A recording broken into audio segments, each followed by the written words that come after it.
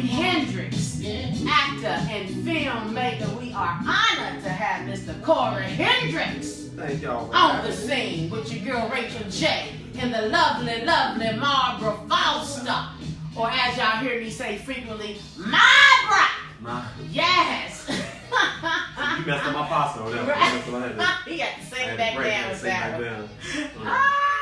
Marbra. Welcome, welcome, welcome, welcome, welcome. We are excited. You are on the scene. I'm your girl Racheal J, and we are kicking it real hard with Mr. Hendrix, y'all. It's all right. Bam! Thank you for joining us, Corey. Thank y'all for having me. Oh my gosh, because you know it's so hard sitting next to someone so talented and so famous. I mean, you can't go nowhere with him. You know what I'm saying? Because he be getting stopped and people, can I take a picture? Oh, I know you from somewhere. Yeah, it may be The Chi. It may be Chicago PD. It may be Black and Privilege on Netflix. Got people calling me, talking about, oh, that's that dude that was a... Yeah, that's him. Hendrix, y'all! I'm going to have to take you out in public with me. I'm going to have to take you around with me and just... Well, I can probably get some free stuff. You just wind her up and set her off. Oh my gosh, how you been? I've been good. I can't complain. You know, I typically just only complain on Facebook, not in real life. Not in real life though. He's a real cool dude. Oh my gosh. Well, first and foremost, congratulations. Thank you.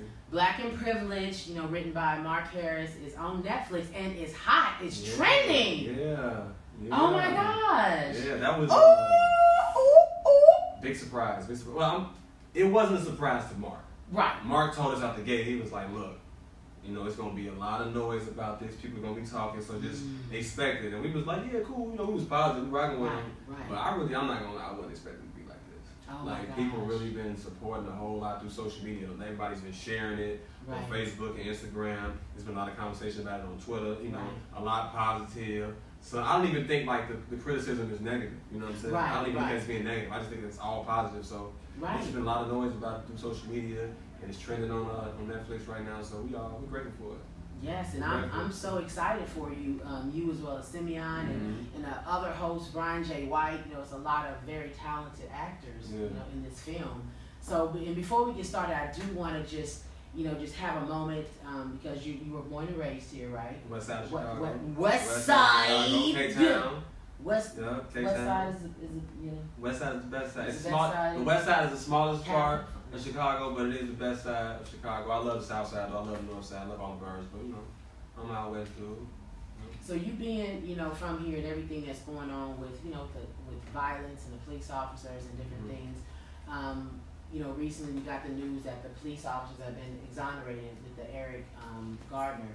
Yeah. Okay, so, so just what are your thoughts on that? Because it's, you know, it's sad, but it's like you're not even shocked anymore at this point. I think what people have to remember, like, this is a system we live in. Right. It's a system. So, like, regardless of what happens in a certain situation with those certain people, individuals, it's a system. There's certain rules that are set in place to protect certain people, and that's just what it is. So I think people who don't fit into the design of what the system is for, you know, you have to figure out ways to maneuver and try to just stay out of the way. Like, you know, of course you want justice. Of course you want to see, you want justice. You want to see people for folks, but I mean, it's just the reality is it doesn't always happen like that. Right, exactly. And then you have a little baby, you know, your son. I have a son. Yeah. I have a son. And the crazy thing about this all is it reminds me of growing up. Like, my father worked for the city. He was a city worker. Mm-hmm. So he was pretty good with the law and stuff like that. So he always talked to me and my brother about how to interact with police. Right. And not even from like a scary position, like you gotta be like this, but it was more so like, no, these are the laws. Mm-hmm. This is what they can do. Exactly. This is what they can't do. Right. You're not wrong for letting them know in the door, in the gate, that I know the law, and that you overstepping your bounds. Yes. You know what I'm saying? Your conduct is very unbecoming of an officer at this moment. Right. You know, so it's like, I knew that growing up, but as we see now, because everybody has a camera phone, it doesn't really matter what you know lawfully, because the law says a police officer technically can kind of do what they want to do at that moment. No matter how wrong they are, you cannot resist whatever it is they're doing.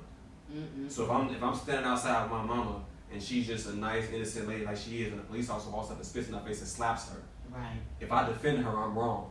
Yeah. If they kill me for defending my mother, I'm wrong. In the court of law, they'll find me wrong. Right.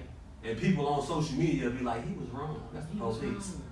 He's supposed to let that play out in court or whatever. So, I think we just find ourselves in a tough situation, but all we can do is just focus on what we're focusing on. Try to maneuver around it. Yeah. You really can't fight it directly. No, you can't. So it's like, try to find your best way to maneuver around it. Like I said, my pops talked to me, my brother, a lot growing up about how to deal with the police, but at the same time, if you stay out their way. Right. Now that doesn't mean they're not gonna be who they are, but if you do the most you can to stay out of their way, it lessens the likelihood of you running into those situations. So that's the main thing. Now that's hard because coming from where we come from, in our community, what we deal with, a lot of us have to kind of go to the street to survive, and you're gonna interact with the police if you out there, and even if you're not even doing something so drastic, if you're just selling a loose cigarette, like he wasn't out there squares, he was doing so it's we see what it is. I think it's messed up. Me being a father now, I look at it. It's like an extra layer now. Right. It's an extra layer. I'm like, Lord, if something happened to my child, if somebody did something to my child, I understood it before, but now I feel it. So right. We're in a tight situation. That's all. Tight space. Yeah, but the path that you're on, you're proving, okay, I can grow up on this side of town. I can be around these people. I can associate myself with certain people and still be okay. And still be okay. So what is it that you found within yourself? What was your path? What was your journey like? Okay, first off, I'll say I'm a Libra. So for Libras, everything is about balance. For us, I'm a Libra. And Scales. But next, it goes back to my parents. So I had a mother and a father in the household. They weren't perfect. They weren't geniuses, but they both had solid jobs, good jobs, honestly. So living in the hood, those good jobs kind of like great jobs. Right. They both, sound mind, together, team. So they really laid a strong foundation for me. And like I said, my pops used to really talk to my brother. He didn't just only talk to us when we did something wrong, got in trouble. He talked to us regularly. He schooled us. He raised us. So that was my foundation. So the household is one thing. Now when I go outside, it's another thing. My homie probably got, some cocaine on him. My other homie got some heroin on him. My other homie got a gun on him. Right. But my household is my foundation. So when I'm outside around them, it's only so far I'm going to go. Right. I'm right here with you. But the thing is, when people know your foundation, the situation is different, they respect that. They really do. It's no problem with nobody. So it's like, so I was always been able to just kind of like even now, people look at me like, you in a certain space in your career, which I am, but you flow through my neighborhood, you might see me outside, talking to the guys, whatever. Like that's the norm for me. Like and it ain't even like no street stuff. It's just like that's where we from. We born and raised. That's our village. I got family live there. I live there. I still live in the hood. So you just have to know how to keep your hands clean. Right. Keep your hands clean. Know who the people are you dealing with, and you around for a second and you kind of that's it. And just don't get your hands dirty and stuff. You gotta understand what's for you. Like growing up, I've heard 1,000,000 jail stories. I've never heard a good jail story. Written it ever. Being like, oh yeah, ever. I'm sitting there. So I'm like, these stories sound horrible, and I'm super skinny. Like this ain't for me. Like I can't go to jail. I'm too skinny. I'm tall, but I'm too skinny. I can't go to jail. It's not gonna work. Then, no matter what somebody said about jail, in the back of my mind, I'm like, it just sounds like it's stank. Right. Oh my God. The story sounds like it's stank. And ass, yes. Oh my God. I'm like, it sounds like it's stank. Oh my. I can hear the feet smell. Like, that's crazy. Like, my senses is confused already, and I'm free. So I'm like, I can't go to jail. I can't go to jail. It ain't gonna work. Oh my God. I'll make up an imaginary person to tell on. Like, the police will be mad at me. The other inmates will be mad at me. Oh like, my God. It won't work. Crazy. It won't work. And so piggybacking off of that, you know, when we talk about black and privilege and what Mark was trying to accomplish, could you just give us a little backdrop? This is one of those moments when you ask the actor to speak for the director. Right? I'm just joking. Okay, so me from your perspective. From my perspective, no, it's cool. Me and Mark, we spoke about the project. Mark, that's my homie. So honestly, it was like initially, from my understanding, when Mark, you know, embarked on this endeavor, it was more so to be like a satirical piece, more comedic, but like on a more satire satirical piece. Right. So the idea was Inglewood is, I think statistically, if not right now, every now and then the worst community, you know, crime-wise in Chicago. Right. Mark is from Inglewood, so he said, let's reimagine some things. Let's just say if a certain section of this community, or the community, it wasn't crime anymore, a group of black folks, a group of like-minded black folks came together and rebuilt the community, and now it's the complete opposite. Right. Which is a beautiful thing. Yeah, it's a beautiful vision. That's a beautiful idea, but to go further is like, so what happens when black people build something that's great and nice, that's attractive, and then those other black folks who are not where we are want to come? Yep. Now do we kind of look down on them? Do we do we exercise our privilege? Right. Do we do that? And so, because some people like, well, we black folks, we can't be racist and we ain't got no privilege. So it's always those things. And Mark like, no, we can be privileged. Privilege is not as deep as racism. If you have more, you have more. Right. If you have access to more, you have access to more. So that was the foundation of the idea.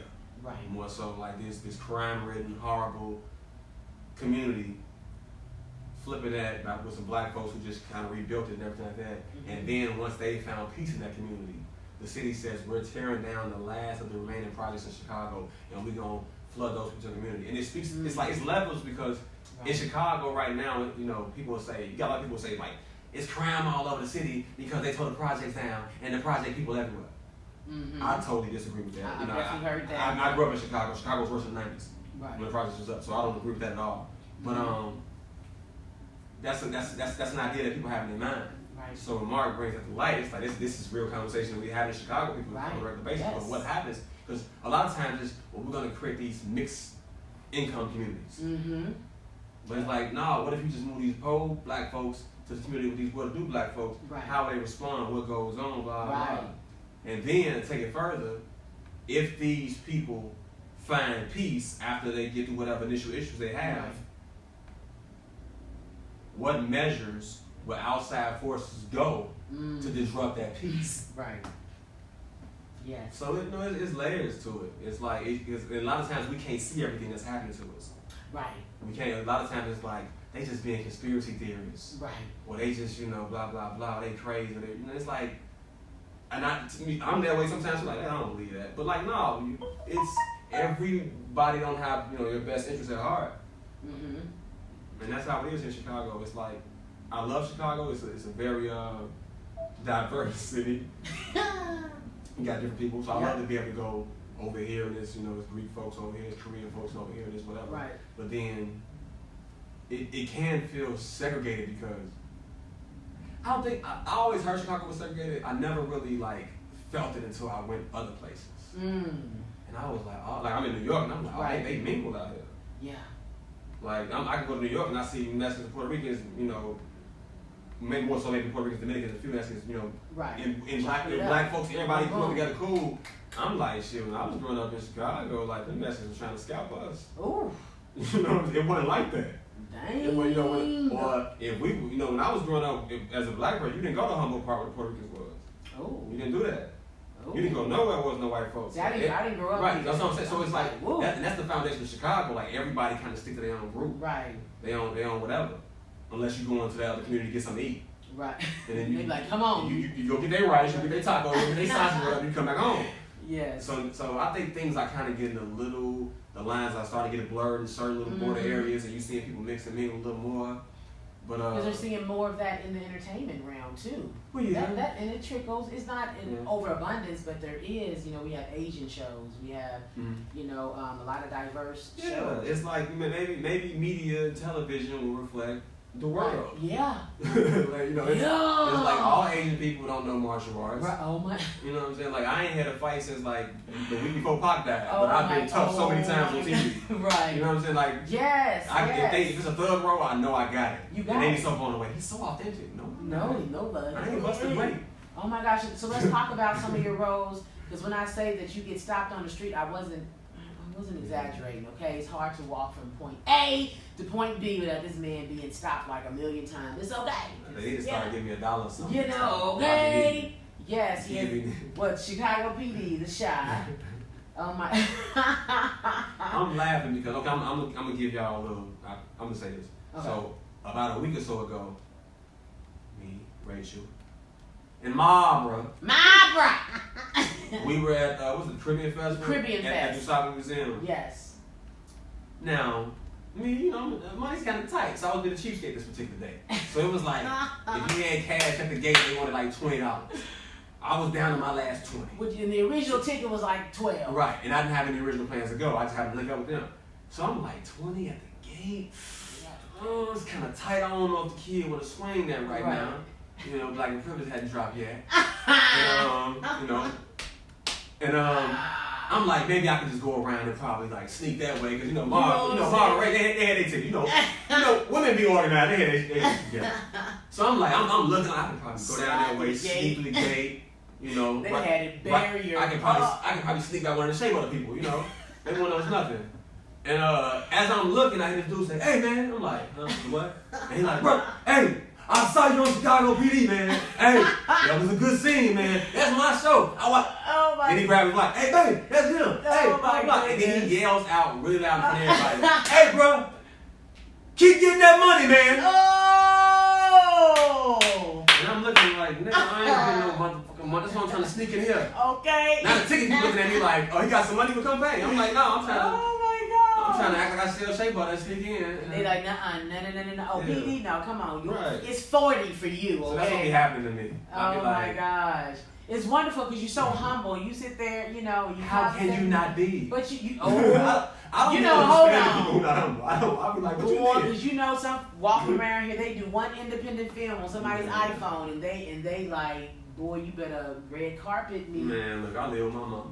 Look, but now I don't have to live there. But it helps a lot. But you being smart because you're helps a lot. So I don't know what people be. I don't know. Like, I think some people. It's good to be confident, and we have to, always have self-esteem to get yourself to the next level. But some folks, I think you can be a little rude, nasty, and arrogant, and give off bad energy to people about whatever it is you've done. And I've just never been like that. Right. Because I like the work. I'm doing the work because I like the work. I'm not doing the work so you can be like, "Oh man, you that bro." No, like, like I gotta. I'm an actor. I gotta act. Yeah, and then you coach and you provide coaching and training as well. So tell us just how you got into that, because you have to be really secure in who you are and in your gifts and talents.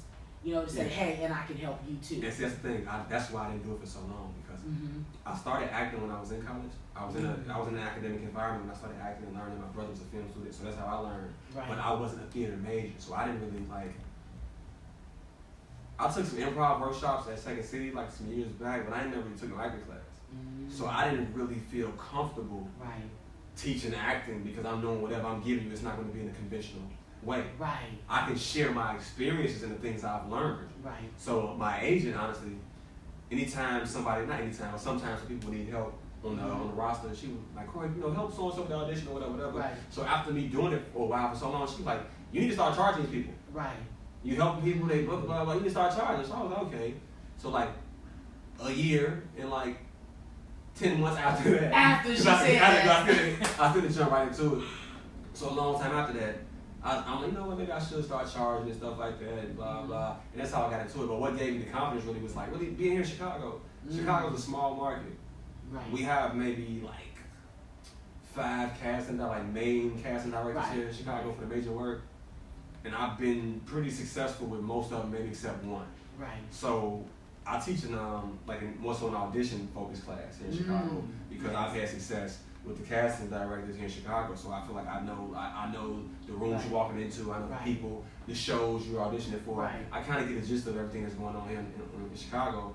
So I'm confident in that. Right. So that's why you don't see me doing like a big acting class and a big, because it's like, yeah. I'm just gonna share you and give it. I end up just giving away a bunch of information and just telling. I'm not gonna teach it in a conventional sense, and I'm not that person. But the things that you are focusing on, those are huge because it's scary in those auditioning rooms. Yeah. You know, and it's hard to really know what they're looking for. You know, and a lot of times. I know I don't have a chance to sit down and watch all the shows to know exactly what the vibe is. So for me to be like, oh my God, I got an audition coming up. I need your help. Yeah, and see the thing is, all of that stuff matters. I don't watch a lot of TV. Well, I really don't. Right. But the thing is, if I have an audition for something, and they say, "Oh, can we have an audition for the show?" I'll go watch an episode of the show just to get a feel for the tone of the show, understand, the world that story lives in. Right. And that helps, and then you kind of just can you just see how they tell the story. You're like, okay, so they kind of like when they build up little moments here, and they go to commercial. You can just see certain things. Then when you read your sides, you're like, because TV's a certain way, film's a certain way, theater's a certain way. So like if you watch enough of it, you understand it. You can read certain things, and then if you know where they want to place a story, like Chicago PD, it's set in Chicago, right? But it's not really gonna feel like Chicago. Yeah. So. The scenery wise, but like the people writing, they could be from anywhere. They don't know what people say here or do here. They don't have a clue. Right. So, but if you're an actor and you don't know, you kind of fresh. You're like, man, I'm gonna go in there and I'm gonna say it just like it is on the page because you don't know what you can. You don't know what liberty you have. Right. But after a while, I was like, I'm gonna go in here and say this shit the way we said it in Chicago. And it doesn't even have to be really big. Like one small thing could be the scene can say, hey guys, where are you going? I go in the audition room like, hey y'all, where y'all finna go? And they'll be like, he's so, oh God. And they be turning, I'm just like, and I'm looking at them like, it's a black character written on the south side. When I ain't never on the south side, I was gonna have Park or Beverly. And a black person like, hey guys, where you going? Like that ain't, it ain't nothing wrong with a black person talking like that, but I'm just saying. But it doesn't make it. And if I'm reading the scene and like the police pulled up on him and he's this dude that's supposed to be like doing this, but the way he's talking, I'm like, okay, we gotta put some sauce on this. Okay, we gotta sauce it up. So it's stuff like that, but it takes you a while to audition and know, okay, I can do that, or it's this particular show, or if you audition enough for certain casting directors and you book once or twice, you feel comfortable in front of them. Right. You're not as nervous, and so with auditioning a lot of times it's just nerves. A lot of times. So what do you do about just how do you get your nerves under? Some people they so nervous they sweat and they forgetting their word. I mean, what do you do? Okay, I'm being honest. Like for me personally, I don't really get nervous to act. That's how I kind of knew I was like my first time doing a play, being on stage. I ate it up, and I was like, this is me. Yeah. So like. I get a little more excited if I know it's like the opportunity bigger. If they like, if you book this, you're gonna work with so and so, and it's gonna be this. Then I may be like, okay. Then it hit me a little. I'm like, okay, we might be able to move mom out the crib. Okay. So that's when it hit me a little bit. Yes. But for the most part, I would say just being comfortable. When you prepare for things a lot, you typically don't be nervous. So preparedness. So preparation is good, but as actors, we don't always get the same amount of time to prepare. So I would say. So just walking in the door. So I would say you can make yourself comfortable with things. Make yourself comfortable. Tell yourself I'm going if my agent calls me tonight and said you have an audition tomorrow, and it's a bunch of stuff, and I go over the scenes, and I may go over and I may tell myself, okay, I can knock this out, but I'm not going to memorize all of this verbatim the way it is. So once I tell myself that, we finna do it the way we gonna do it. We broke anyway. We ain't got no money anyway, so we finna go in there and do what we're gonna do anyway. Let's get it in. Let's get it. And typically that'll be the time you book, so that's when you kind of like break it down for yourself. If it's saying, hey guys, where are you going? I thought we should go to the mall. What do you guys think? It's like, I thought y'all was going to the mall. What's up? Like, I'm gonna break it down, but I'm gonna say what they say, and I'm gonna deliver it in a way, and it all, true story. Honestly, God, true story. My first time booking with my agent, Michelle, was for Empire. I think that was 2014. When I looked up the show, I knew, okay, if you book this, your scene's gonna be Terrence Howard. Yeah. So when I go in, I shouldn't say it so camera, but I'm saying it. So I had smoked a little weed earlier. Mm-hmm. I don't smoke before I act. I typically like before I'm sober. But this must have been some good news. Like, it was, I was still alive. Right. So when I get there, I'm like, right. So I'm cool, but I think it helped because I wasn't overthinking. Right. I wasn't it mellowed you out. So I'm in there, I'm doing an audition, whatever. And I remember I kind of like said something a little different that wasn't right. Right. So someone said, improvise. Right. I said a little more, and then came back to where I was. Yeah. I promise to God, Claire Simon looked back at the director. She looked back there and was like he killed me. Damn. And I'm in there like messing up the line, and she looked back there like, and I promise you I booked. I promise you I booked. So like, I tell people, we all have to find different tricks to make ourselves comfortable. You know, if you take my audition session, I'll share more of mine with you. But in general, I feel like whatever you can do to make yourself comfortable. Like me personally, I don't like to be too, okay, I got this audition, I gotta go in there. I'll probably be a little sillier and lighter. Right. If I'm light and I'm loose. You don't want to say heavy. Right, I don't want to be so heavy on myself and like when I go in the audition room and I see like everybody pacing back and forth and they read. I gotta walk out. And I'm in the room like this shit finna be sweet. Ain't none of them finna book.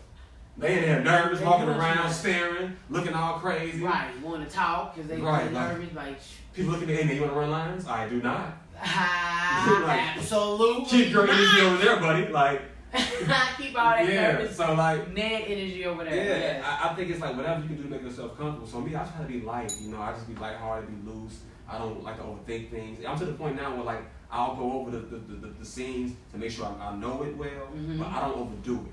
Right. Because it's like I'll start overthinking, and it's like then I go in the room and I mess it up. Right. So I think a lot of times just nerves. We all get nervous for different reasons, and the reason I think most people's nervous is because we look at casting directors and people like that, like they're the gatekeepers. Right. It's if I do good here, I can go here because of this person. If I don't do good here, they may not want to see me again. Right. So they block my opportunity. And blah blah. Well, if I do good, I book this gig. I make this. We put too much weight on this, and it's like it's one little situation like your whole life. Like don't think about if I do this, I'm gonna book this gig. No, the audition is the gig. Yeah. It's a performance. Right. When you go into an audition, that's a performance. That's the gig right there. Watcha!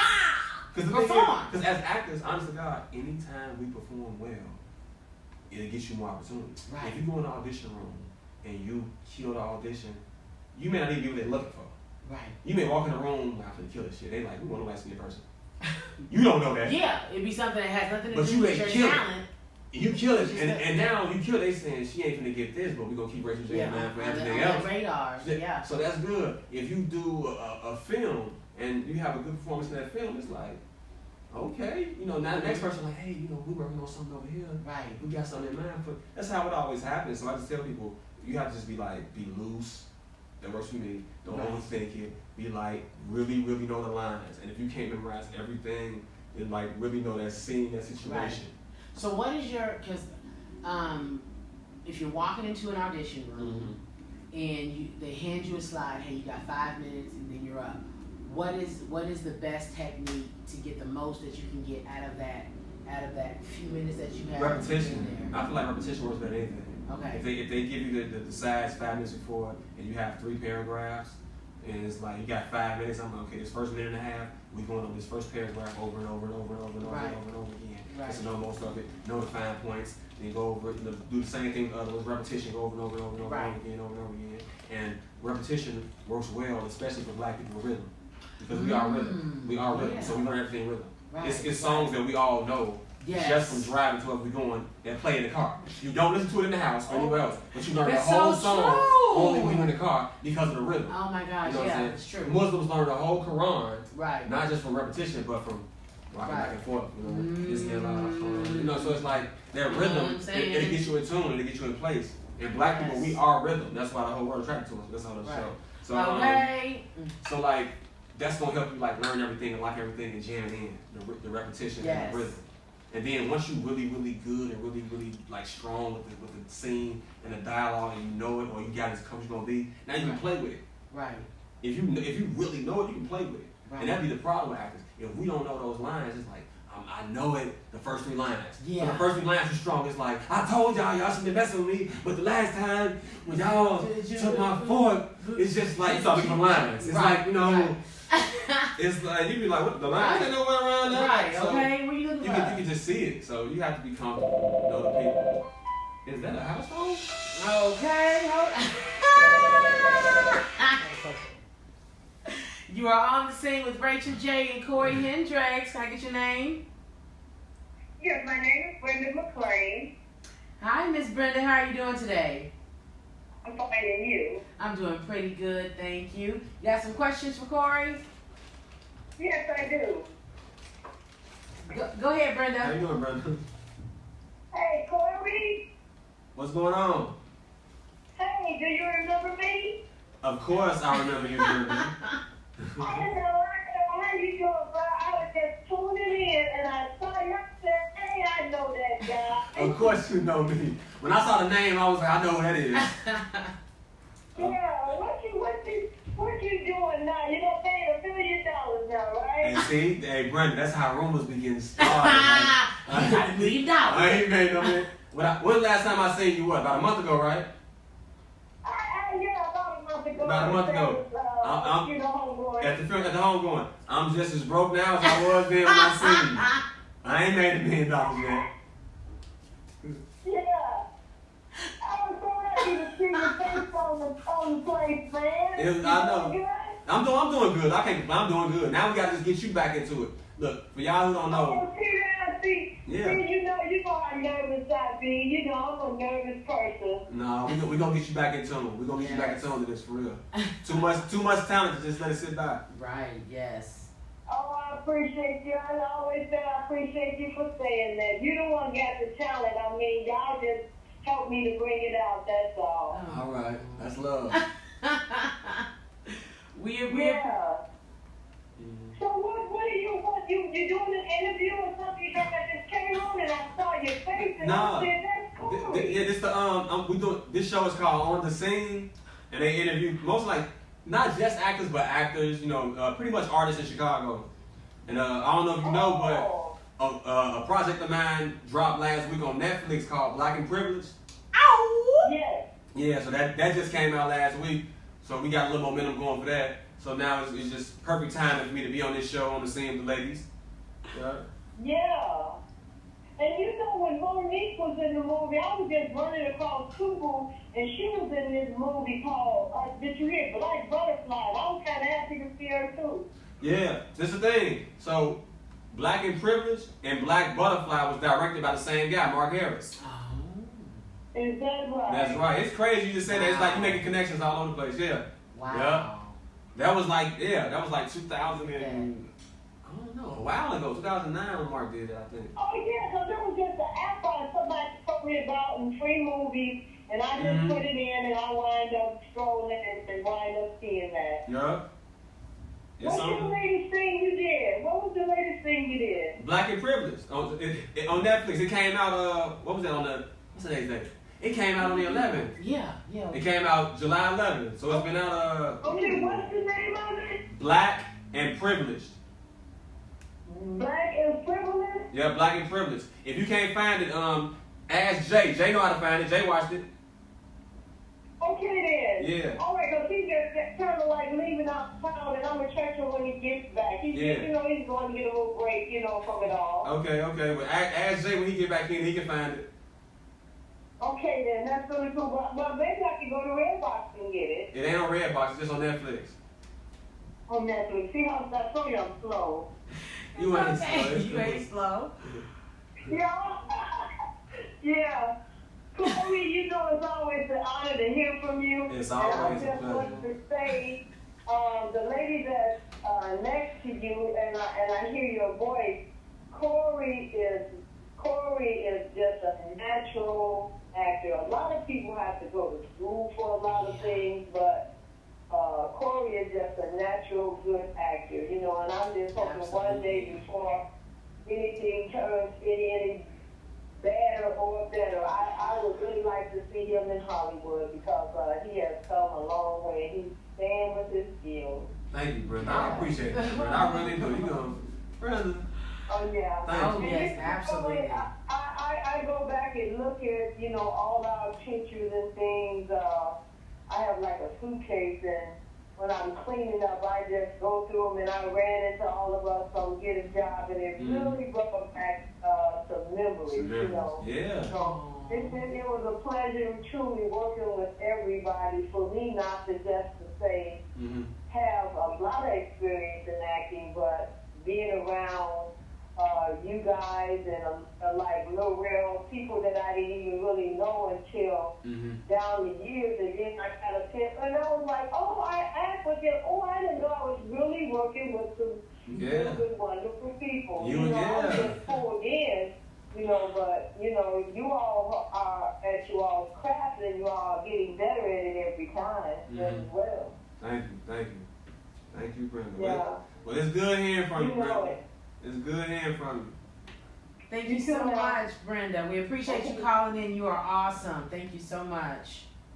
Thank you very, very much, and thank you for someone sending the number to give me the opportunity to even say hello to all you guys. All right, no problem. It's been a pleasure. You have a great night. Okay. Okay, good night. Okay. So, real quick. So, in 2010, I did an independent film called Get a Job. James Reed Jr. was the writer-director of that project. Brenda played my mother-in-law in that film. She played my mother-in-law in that film. So it's funny, I hadn't seen Brenda in years, and Jay's mother, the writer-director, his mother passed, and we bumped into each other at the service about a month or so ago. And I hadn't seen her ever, but Brenda was like, it was just dope. She's like a super unique lady, and hadn't acted in a while, and just jumped in the project and like, that's why I was like, we gotta get you back into it, because for real, she killed it. Oh my gosh, such wonderful, beautiful connections are being made. I mean, that conversation touched my heart, so I can only imagine how you feel. Just the gratitude for you. When I looked at your phone, I'm like, I know this person. Oh my gosh, that's beautiful. That's beautiful. So, do you think? As an acting community, and most importantly as a Black, acting community, do you think we are empowering each other? Do you think we're showing enough support? Do you think we're getting to that place to where it's just like, okay. You said in general or in Chicago? Just in Chicago, since this is where we're at. In Chicago, I think it's getting better in Chicago. This is what I'm gonna say. So it's 2019 now. We did Get a Job in 2010. It's 9 years, it'll be 10 years next year. Everyone has their own agenda. We all want to create our own projects. We all have ideas. But I think things are getting better for the Black Chicago filmmakers and stuff, because for one, time passed, we continue to create, we get better. Two, the major scene in Chicago has gotten bigger. In 2010, we didn't have many shows, we didn't have as many pilots coming and stuff. So now when you have all this, the big projects going on, all of us independent artists, we can work on the bigger projects, and we can learn a lot more. Which in my opinion strengthens the indie scene. Yeah, it does, yes. So I think that's a plus, and I think now, more so than ever, because frankly in 2010 it was like, okay, so-and-so over there Black, so-and-so over there Black, so-and-so over there Black, but we only feel like a few of us doing good work. Right. So people like, how come we don't come together? I'm not gonna work with you if I don't like your work. I don't care how Black we are. Period. I might think you're a dope person, but I might think you're not a dope creative yet. Right. Now I think most of us are at the place where we've all gotten better. Right. So now I see more people collabing, wanting to collab, not minding to, and stuff like that. So I think it's gotten better and it will get better. Right. I do. I really, really do. It's just up for us to create more, and I think take even more advantage of the big opportunities we have. You want to see more actors on the bigger television shows and the films that come in town, but you also want to see more people get, more work behind the scenes. Yeah. And not just BPAs, but more substantial work behind the scenes. You want to, if shows are being filmed here in Chicago, and it's such a Chicago thing, get a few Chicago writers on the shows. Get some Chicago writer rooms, just different things, man. So I think we have to just, it's up to Chicagoans to really build a real industry here with infrastructure. It's can we do that? We can. Or is it You know, I'm like, it's community happening. over it's competition. Are we competing too much to have that community? Or no, see now that's what I'm saying. I think now like a lot of the competition where it was competition in the past, we see like now it's collaboration. Right. Everybody's older. Yeah. Everybody's more mature. Right. We realize, hey, we can get a project done together quicker than we can alone. Yeah. And then everyone's gotten better. So in 2010, I might have said, man, Racheal, she okay. Mm-hmm. Now in 2019, I'm like, no, Racheal solid. Racheal doing good work. We both grown, blah, blah. Right. So that's the thing. And I think, like I said, with like CineSpace is here. CineSpace is expanding. Yes. So you got that going on. So there's more opportunities for outside stuff. That's more stuff for us to take advantage of. So I think more of us local artists, we need to just build some infrastructure for our own like Chicago, Hollywood. Yes, that's what I think we need to do.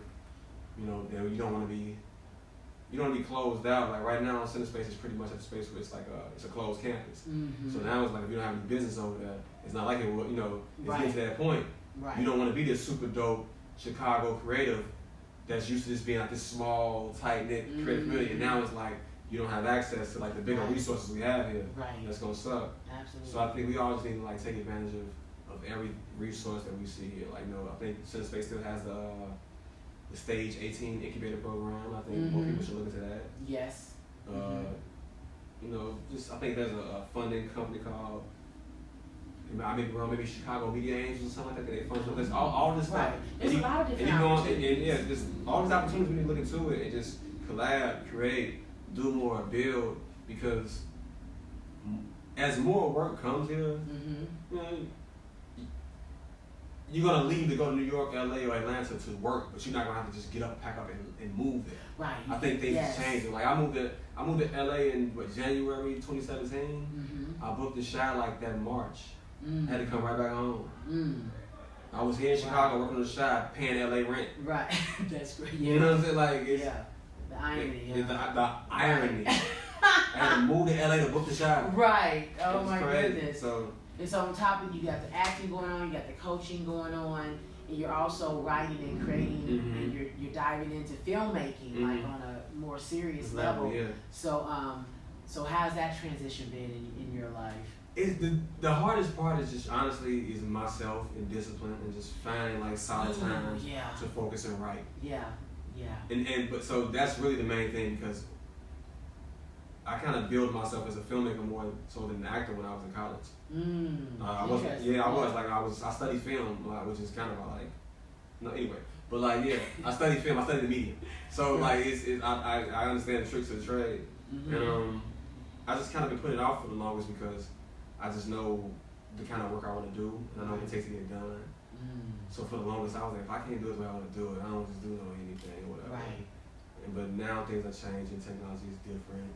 Now because I've made progress as an actor, I have people that's interested who don't mind investing in funding certain projects. Right. So now I'm at the point where it's like, all I gotta do is get the script done and we'll film. So that's where I'm at now, like focusing on some scripts, really like just knocking out one at a time, boom, boom, boom, and seeing who I want to shop things to, because just when I was in LA, I was just sitting around a lot, watching, I say sitting around a lot, but I was out doing stuff. I mean, I was kind of sitting back watching how things worked out there, and I noticed like a lot of my buddies who may have been comics, actors, or whatever, who were creating their own content because they're out there in LA, which is Hollywood, the industry is there. They're not always thinking so much, I got to script up some pages and shoot this thing as an indie project myself. It's like, they Viacom's right there, so and so's right there, so they're like, I can go over there, knock on their door, get some money for it. But a lot of times the thing would be attaching a well-known artist to the project as an executive producer to be the middleman to get you to that studio, that major production company, whatever. So I've looked at a lot of that stuff, and now I'm like, okay, I see certain angles I can take, because I have certain, artists, actors, filmmakers who I'm good with, who are further along, like they may be interested in the script I'm writing, and they may want to come on as executive producer, and that's a route we can go. So now it's just really trying to see like what route I'm going with certain stories and I'm going to pitch it to and get this going, and just trying to really just focus on that, writing, creating my own content, and nonetheless, what I told myself is for not every script, but a few scripts I'm working on, to shoot proof of concepts for, that would have some visuals along with the script. So when I pitch it to someone, so just like last month, I was in Atlanta. My creative partner, Javier Female, we were down in Atlanta. Javier Villamil. We were down in Atlanta, and he wrote a screenplay called The Zombie Joint. It's a zombie film that takes place in Chicago. I love zombies. He's down. I love bad zombie movies. Like, oh my God, a zombie movie could be epic. horrible. I would sit there and watch the whole movie still. No other genre, but zombie movies, I be like, I can look at it like, this is horrible. Like, it's good. Like, I don't know why I like zombie movies. So he wrote a dope one. We got like, it's dope. So we shot proof of concept for that last month in Atlanta. So now we're chopping it up. Probably gonna screen like the little teaser to the POC down in Atlanta next month. Might release some visuals online, next month, and just really trying to entice some investors and some people to fund it so we can just get it going. Nice. So that's like the first piece. I'm acting in that and producing it with my homie, and then I have another story that I'm working on. It's like a thriller. Nice. So what is that ultimate role? If you can just say this will be my game changer, this will be my ultimate dream role. Man, I really don't have one. I want to do I want to have one of those long, just like diverse careers. Like he played this, he did Washington career. Right. But even more so diverse than this. Honestly, like I want to be like, I want to be like. I ain't gonna say it because they might this will be played later in the future, so it don't matter. But I just want to have like a diverse career. Now I feel like as actors, for some reason, it's like you have to do a biopic before people kind of like look at you a certain way. Yeah. So like John Coltrane, I would love to tell that story. And I'm not even like the biggest jazz Coltrane fan like that, but like just his every time I read about his life and the journey of like the spiritual transformations he made is so much.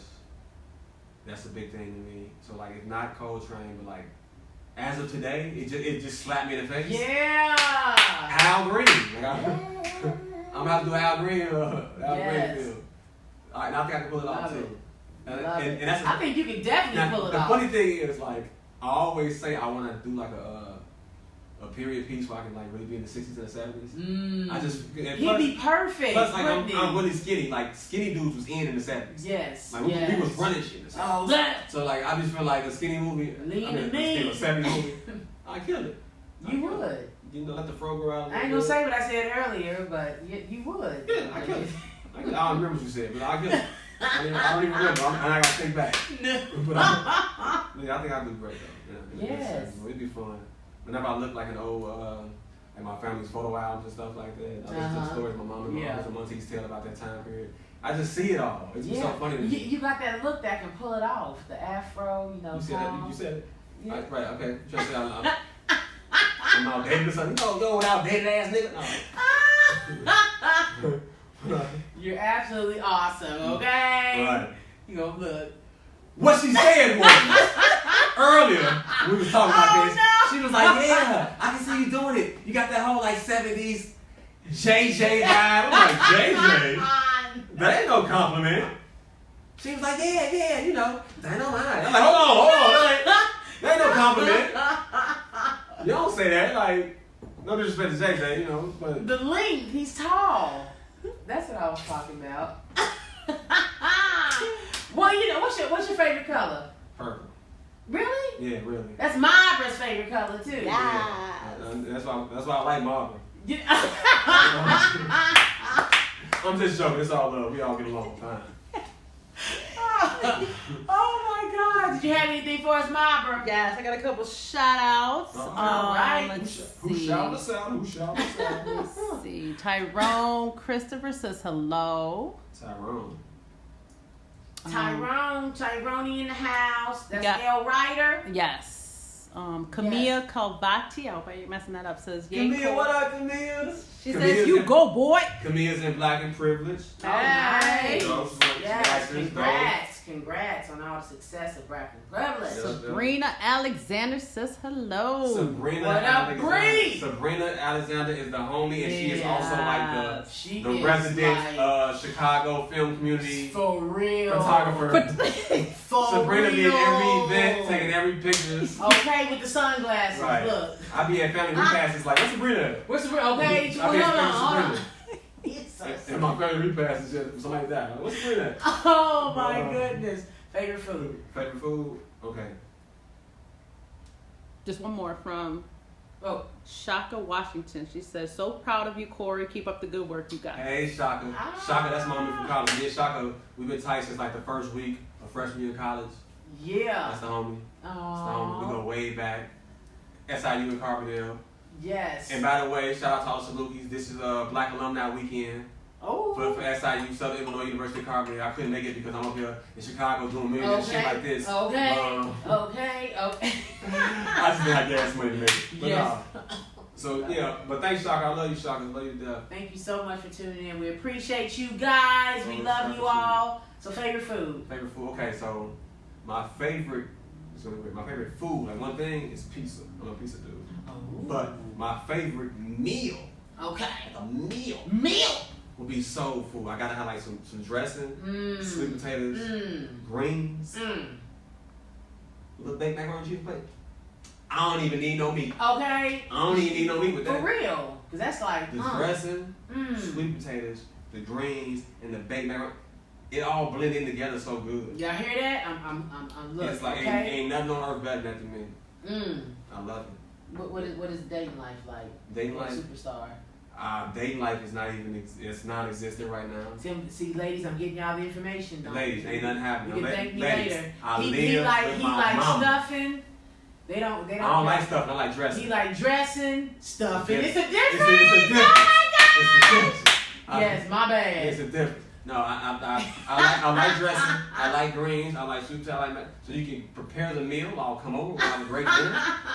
You know, we can chill out. We can watch Black and Privilege on Netflix and all that. But it ain't gonna be no hanky panky though. No hanky panky. Because I mean, honestly, like I'm broke. I'm trying to get to the next level of my career. Right. You know, I have a 1-year-old son. My son, turned 1 on the 3rd. Yes. So I'm just trying to focus on me. And also that's it really. Focus on me, focus on my career. About to get in the gym, gain this 20 pounds. Right. So I can be in Black Panther 3. Bam. See that how my posture changed just that quick? Right. Right there. So imagine me like 25 more pounds with like with some mini A cups. You gonna wake up and it's gonna be dressing. They ain't gonna know what to say. They're gonna be like, and greens they're on gonna your be talking front about, porch. they're gonna be like, it's Idris. What's doing that? The way I like The Rock. I'm talking about dark skin. The Rock. No, Morris Idris. Chestnut. Morris Chestnut. Okay, y'all old. Okay. Y'all just, what's the other dude that Michael. See, my posture just going away now. It's never done. I can't. You killed my confidence. I was trying to put myself. I was like, it's gonna be me, Idris. And the other dude y'all like from who was in he was in the African boy who was in the movie with Jada Pinkett and them, and they did the grapefruit thing. It's not a family show, is it? Oh no! Now y'all getting excited. Queen Sugar. Queen. That ain't his name. That's what he from. That's what he on. Look at Mara Google. She's Googling niggas. She Google.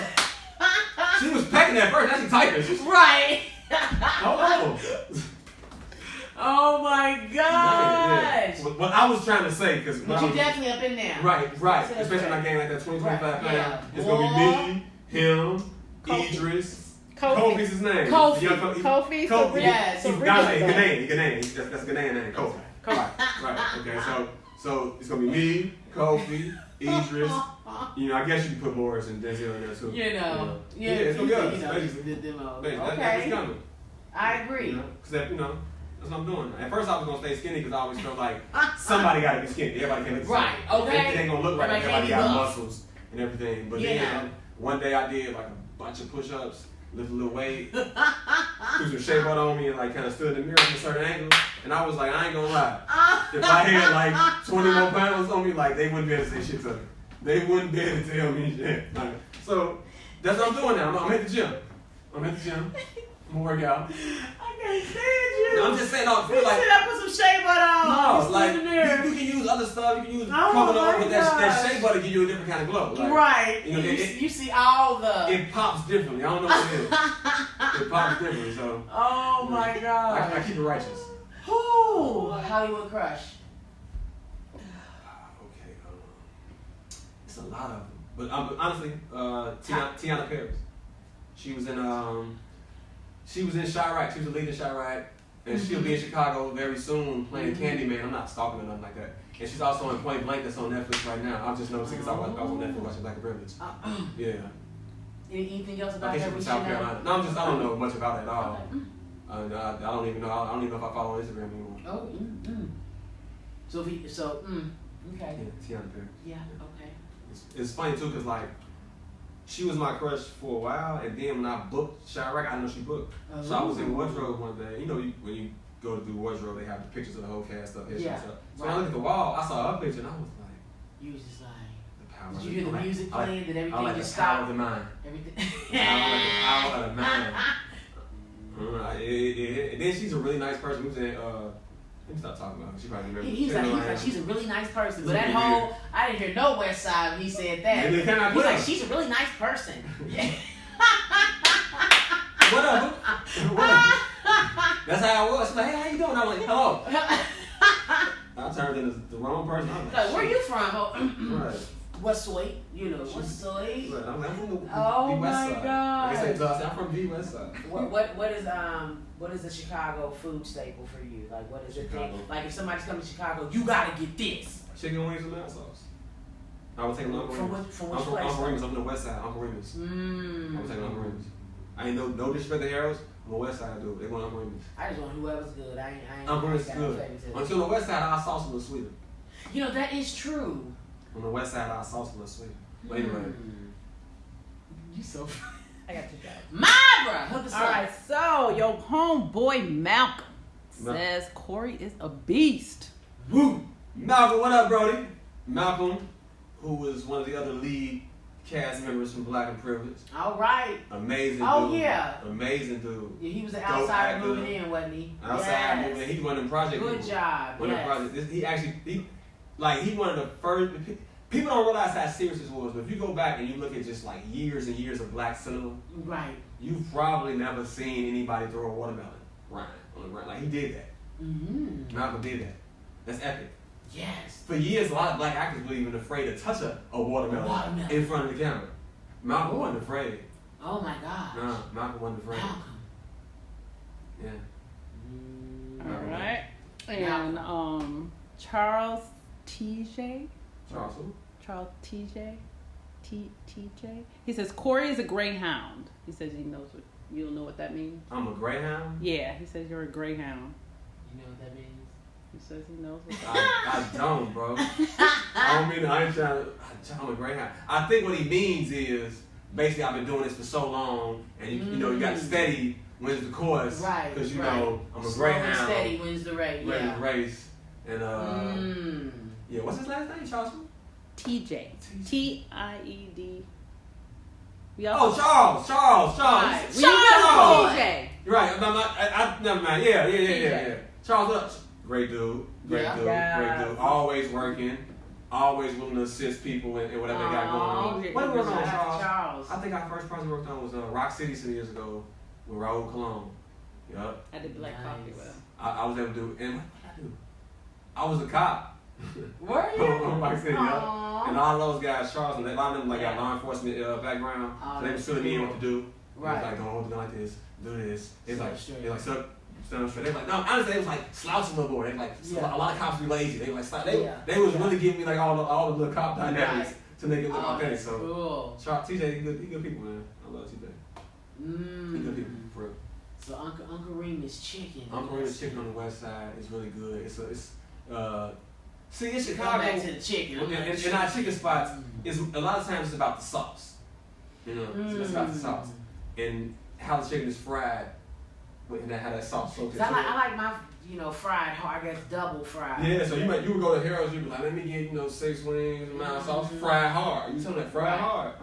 Yeah. I don't really like mine fried too hard like that. But sometimes they don't fry them hard enough. They be kind of spongy. Yeah, you want it crispy. Yeah. I hear you. Yeah. So that'll be the first thing I would probably recommend to somebody. They from out of town, they come to Chicago, so you gotta try wings with the sauce. In Chicago, in the neighborhoods, pizza is typically squares and thin crust. Right. But when you go to like downtown and maybe north, it's the deep dish that people know. They kind like of the Giordano. Right. So I tell people that's like I'm going out to eat pizza. That's not like every day we order neighborhood pizza. Right. So I would but I like Giordano's, so I would recommend Giordano's. But I'm a Beggar's pizza person, so I like Beggar's and I like Home Run Inn. Yeah. Home Run Inn and Beggar's my top two. So they came from pizza. Some pizza do. If you go to Home Run Inn, go to the original one, which is on 31st in Little Village, in the Mexicano hood. Shout out to Little Village. Mexicano. And what else should I recommend? Home Run Inn. What about the what is it? The Italian beef. Okay, I would definitely recommend somebody get Italian beef. I'm not a big beef eater though. Okay. I eat like one every 3 years. So where is that go-to spot? Is it Portillo's? This one dude said something about Nick's or something. In general, I would just assume the Portillo's because if the person coming to town, every side of town is gonna have their own little ghetto hood spot to go to. Right. It depends on where you landing at. So Right. if you fly in Chicago, Portillo's probably be cool. You know, Al's side. You know, you try. And what you think about that? What is it? I've had it a few times. I was turned on the gym shoe. The gym shoe. That's just like a sandwich with a whole bunch of stuff. I'm not into the gym shoe You got the gym shoe and you have the not to be too non-political, but also on the west side we have the Vice Lord Burger. Oh. Which is similar to a gym shoe. You got like things like gabagool meat, beef. Yeah, it's a lot of different. I'm not really like I can't do a whole bunch of different meats together. Because then I just taste meat. I don't taste the flavor. Oh, you don't taste all the different. It throw me off. So I wouldn't recommend either one of those honestly because it's not something I would eat. But the beef, I would recommend get Italian beef if you come to Chicago. Stop at Giordano's and Home Run Inn. Definitely get you some Uncle Remus if you're on the west side, some Harold's if you're on the south side. If you want like a cool little different type of sweet snack, I would say get some Garrett's popcorn. Of course you're gonna like popcorn, but when you get Garrett's, you're gonna be like, oh, popcorn. Your life will be popcorn. So I would recommend that on the food side. Yeah, you talking about soul foods? Who's the best soul food? That's the thing. On the west side, I would say we got the new soul. Rita's? Is that on the west side? We got the new soul food spot, Soleil, which is on like Chicago Avenue right off Damon. It's not far west, but that's the west side. Right. So Chicago New Damon, I would send people to Soleil. We got a lot of new stuff though in Chicago. Yeah. So we got like what's that? We got the Soul Shack outside. Majani's, the vegan spot outside. Yeah. You know, like we got some food in Chicago. Yeah. Like Chicago all around. Best eats you gonna get. Best eats you gonna get. Soul food, Caribbean food, Italian food. You can go up north, get some African food. Everything. Ooh, you want some food? I do. Some food, yeah. Oh my Y'all don't know, fufu is basically mashed potatoes without the milk. So it is. They take the yam with the sour, they pound it. Yeah. When I was over there, I'm like, y'all making mashed potatoes without milk. Okay, I get this. Potatoes. That was a dope thing. Like side note, Marvin just got us doing weird stuff. Selfies and right. We gonna stop everything now. Peace. Yes. Corey Hendrix. The actor. The filmmaker. The West Side's own. Yes. That little beautiful boy that's gonna be looking up to you. My little man Naeem. Oh my goodness, Naeem. Yeah. What can we see moving forward from you? Moving forward, you will see Corey producing his own content. Look forward to that, especially 2020. Like 2020, you will see at least 2 projects of mine. At least 2 projects. That's not the Shy. That's not all that. Like 2 projects of mine. His projects, yes. But also look forward to the Shy. Mm-hmm. Look forward to the Shy, which the Shy. I'm not sure when it'll be released, but we start filming soon, so look forward to the Shy. I'm not sure when it'll be released, but this Christmas season, I shot a film in the past called a few months back called Holiday Heights. I believe it'll be out this Christmas season, and then last year I shot another Christmas film called Every Day's Christmas. And that'll be out. This Christmas as well. So like I've been working, man, just trying to grind. So look forward for those 2 Christmas films. I believe one will be on BET, and that'll be on TV One. Nice. The Shy, so keep your eyes open for that on Showtime. Zombie Joint, be looking out online for the teaser for that. And I'm not sure when, but be looking out for Fargo on FX. Yeah. Fargo, yes. Yeah. Woo! Oh my gosh. So that's it.